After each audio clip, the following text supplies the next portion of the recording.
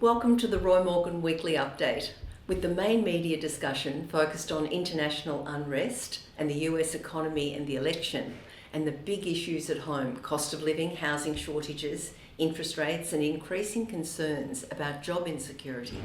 The Roy Morgan indicators are moving on a weekly basis. This week, support for the ALP government improved, as did consumer confidence. On the other hand, inflation expectations increased and more Australians believe the country's going in the wrong direction, and business confidence crashed, losing almost all the gains made in August. So this week there was a swing to the ALP, with the Roy Morgan survey showing the ALP on 50%, that's up 1% from a week ago, tied with the coalition on 50% on a two-party preferred basis. This week's result continues a run of close results stretching back 17 weeks until mid-June, nearly 4 months ago. If a federal election were held now, the result would be too close to call. The gender divide also continues, with women favouring the ALP 52.5% to 47.5%, and men the opposite, men favouring the coalition 52.5% to the ALP on 47.5%. Government confidence, whether people think the country's going in the right direction or the wrong direction, dropped 3 points to 73.5. That's because an increased majority of Australians, 56%, now say the country's going in the wrong direction. In contrast, consumer confidence improved. ANZ Roy Morgan consumer confidence increased 1.5 points to 83.5. Consumer confidence has now spent 12 weeks, approximately 3 months, in a narrow band from 81 to 85. But it hasn't cracked the mark of 85 for 88 weeks since January 2023. This week, ANZ Roy Morgan inflation expectations, as I said earlier, increased. They went up by 0.3%, and Australians now expect annual inflation to be 4.9% per annum over the next 2 years. Putting a more positive spin on these numbers, inflation expectations have now spent 8 weeks under 5%. And that's the first time this has happened for 3 years, since October 2021. And now to the latest figures on business confidence. Remember, Roy Morgan measures business confidence monthly, and in September it dropped 7 points to 94.3, losing most of the gains made in August. Roy Morgan interviews around 1,500 businesses each month to gauge their views on companies' prospects, their own companies' prospects, as well as their assessment of the broader Australian economy.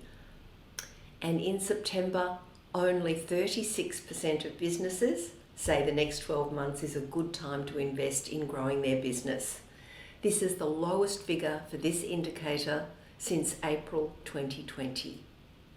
Over the 2 months of August and September, if we roll those two together, the most confident industries were public administration and defence, with business confidence of 130.4, electricity, gas and water on 120.7, education and training on 118.2, recreation and personal on 114.8, and mining on 114.3. At the other end of this scale, agriculture has the lowest business confidence at only 75.2. Now, with the most important retailing months of November and December, including Black Friday and the Christmas sales period just around the corner, the low business confidence for retail at only 92.7 shows the retail industry is obviously concerned. Finally, as the federal government prepares to introduce legislation that would ban social media for young Australians, I'd like to share with you some relevant insights about Australians' feelings about social media.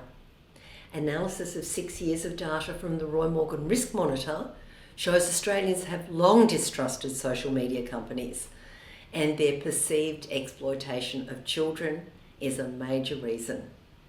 In fact, a snap poll conducted by Roy Morgan in July 2022, even before the debate heated up, showed a large majority of Australians, 71%, believe social media creates more problems than it solves. Only 29% thought that social media solved problems.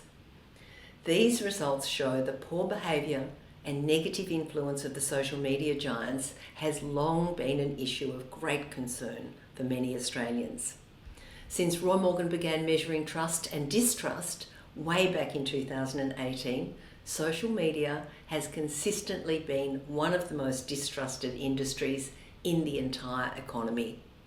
And the reasons Australians give for distrusting social media brands are some of the most emotive of any industry. It's visceral. It indicates a level of distrust that shows no signs of diminishing anytime soon. And that's a wrap. Thanks for your interest this week in Roy Morgan's latest results. I'll be back next week to bring you the most up-to-date readings on consumer confidence, inflation expectations, unemployment, and voting intention in Australia. Thanks for listening.